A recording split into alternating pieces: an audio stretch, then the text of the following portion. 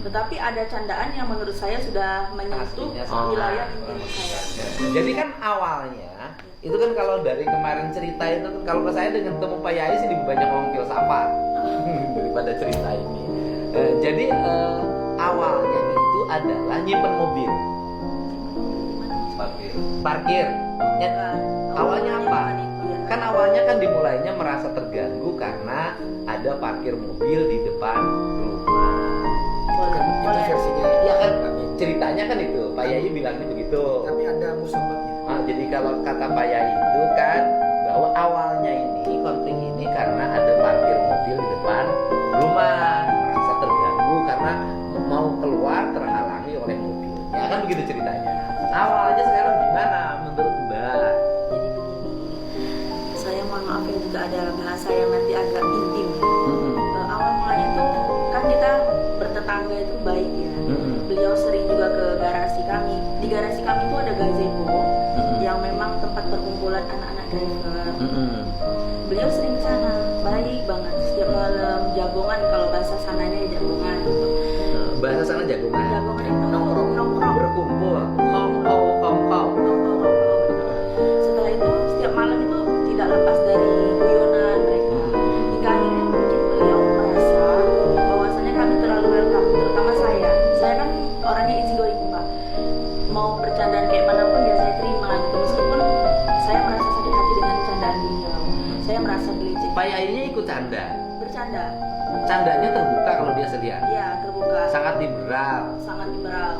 Tetapi ada candaan yang menurut saya sudah menyentuh wilayah intim saya.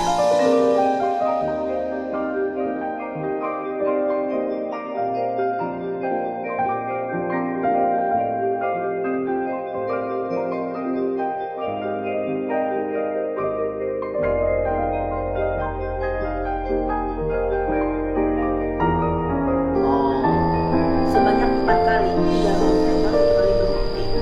Nah, itu yang kemudian membuat saya tertekan.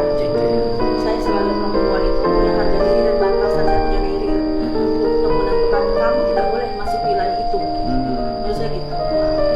Mungkin Jadi Pak Yainya canda, kemudian dalam pandangan Mbak kan gitu, candanya itu terlalu terbuka, menyentuh wilayah-wilayah privasi.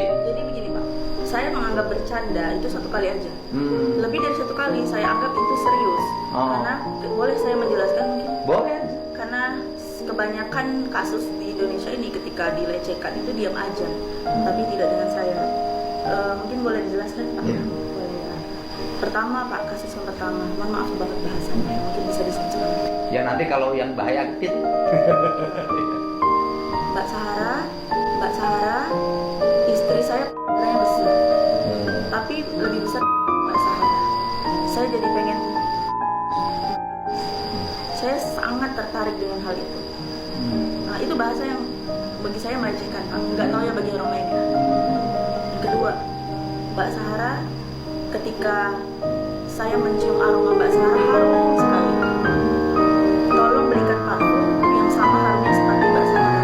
Karena saya ketika mencium harumnya Mbak Sahara, saya jadi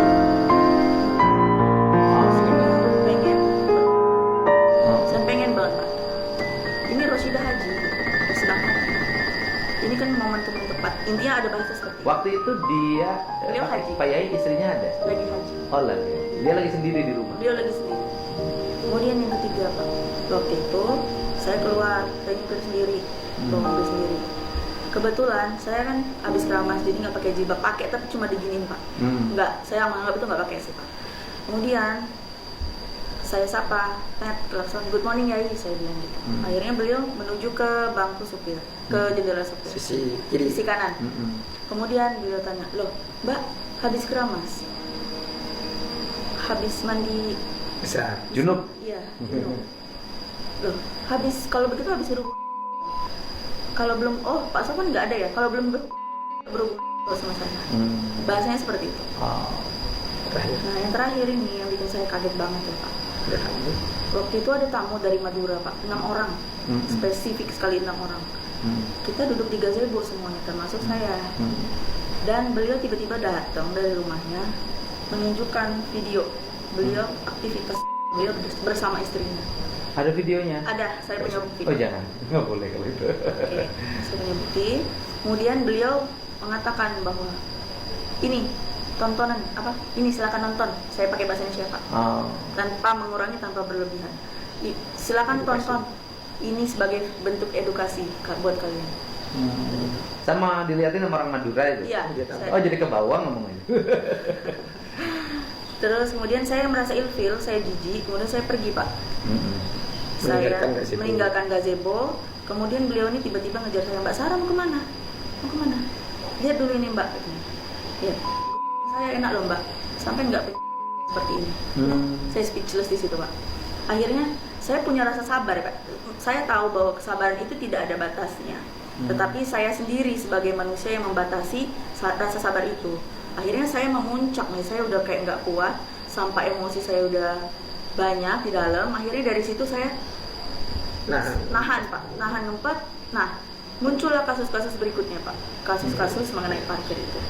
Nah, pada suatu malam beliau itu datang dari pengajian atau apa saya kurang tahu. Saya mengambil kesimpulan bahwasanya beliau datang dari pengajian karena pakai sarung lengkap ya Pak. Jam 2 atau sekitar jam 2.30 kurang lebih karena mendekati subuh ya. Beliau tiba-tiba mengkelakson mobil, sambil digas-gasin mobilnya Pak, dengan RPM yang tinggi gitu. Tapi tidak terlalu ini ya, tidak terlalu membuat saya jengkel, belum membuat saya jengkel. Kemudian tiba-tiba istrinya menelpon, ayo bangun Sarah, bangun. Ini kami nggak bisa masuk ke dalam ini, nggak bisa masuk ke rumah. Saya kaget Pak karena posisi saya tidur, kemudian driver saya tidur di luar, kan tidak ada yang tidur di dalam. Itu saya kaget. Kemudian beliau bilang, ayo cepetan bangun, nanti suami saya murka. Wah, bahasa murka ini bagi saya terlalu tinggi kan. Bagi saya sebagai orang awam, bukan orang tasawuf. Dari situ saya kayak sabar. Yang buat saya lama untuk keluar rumah karena saya harus memasang softline, kemudian nyari kacamata Pak. Karena saya nggak bisa jalan, sekarang saya tidak bisa melihat kan.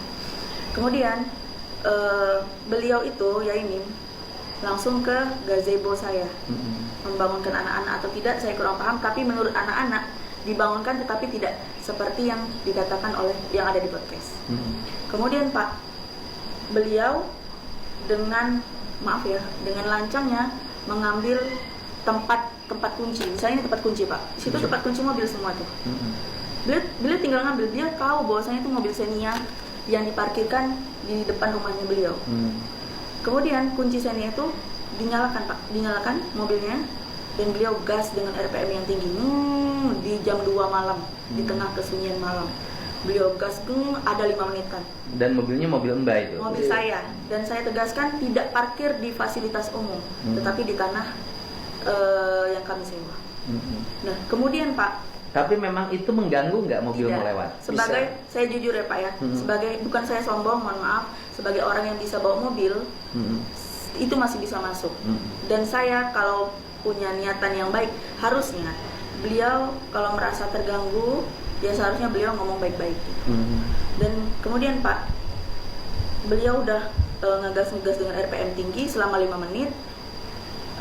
Driver saya atas nama Agil itu nyamperin, karena beliau masih muda ya Pak, masih umurnya masih belum genap 20, emosi. Saya paham betul kenapa beliau emosi. Akhirnya beliau masuk ke dalam mobil sebelah kiri, sebelah sopir. Apa? Kenapa kok sampai segitunya? Ada apa? Karena beliau emosi, beliau pegang ininya, bajunya begini. Ayo berhenti, jangan digas terus. Karena ini udah malam, terlalu malam, nanti orang-orang pada bangun. Akhirnya udah dilepas, Pak Mim itu tiba-tiba mematikan mobilnya, kemudian kuncinya dibuang keluar. Ke semak-semak. Bukan semak-semak, bahasanya yang banyak rumput-rumputnya. Semak-semak namanya. Semak-semak, oke. Kemudian beliau ada kesempatan untuk lari kan, lari keluar dari mobil, dan Agil itu ngambil kunci mobilnya. Dari situlah saya keluar Pak. Saya keluar dari garasi dan saya nanyain, beliau sudah masuk, ayo keluar, tolong jelaskan ini ada apa, saya bilang gitu. Kalian ini kenapa? Kalian ini selama ini nguji kesabaran saya, kalian maunya apa? Saya tanya gitu. Kok bisa mobil saya digitukan? Kalau rusak bagaimana? Gitu. Seperti itu Pak. Jadi dimulainya dari situ. Dari situ. Dari situlah terus aslinya sana. Orang mercusuar. Ya, jadi kan awalnya itu kan kalau dari kemarin cerita itu kan kalau ke saya dengan temu Pak Yai sih lebih banyak ngomong filsafat daripada cerita ini. Jadi awalnya itu adalah nyimpen mobil, Nyimpen mobil di mana Mas? Parkir. parkir. Oh, Ya, bukan.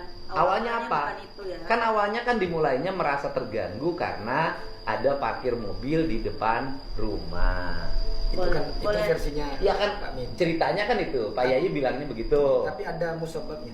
Jadi kalau kata Pak Yai itu kan bahwa awalnya ini konflik ini karena ada parkir mobil di depan rumah, merasa terganggu karena mau keluar terhalangi oleh mobilnya, kan begitu ceritanya. Iya. Awalnya sekarang gimana menurut Mbak? Jadi begini, saya mohon maaf ya jika ada bahasa yang nanti agak intim ya. Awal mulanya tuh kan kita bertetangga itu baik ya. Beliau sering juga ke garasi kami. Di garasi kami itu ada gazebo yang memang tempat perkumpulan anak-anak driver. Gitu. Beliau sering ke sana, baik banget. Setiap malam jagongan, kalau bahasa sananya jagongan gitu. Bahasa sana jagongan. Jagongan itu Nongkrong. Berkumpul, kongkow. Kongkow, betul. Setelah itu setiap malam itu tidak lepas dari guyonan mereka. Hingga akhirnya mungkin beliau merasa bahwasannya kami terlalu welcome, terutama saya. Saya kan orangnya easy going, Pak. Mau bercandaan kayak manapun ya saya terima gitu, meskipun saya merasa sakit hati dengan candaan beliau. Saya merasa dilecehkan. Pak Yainya ikut canda. Bercanda.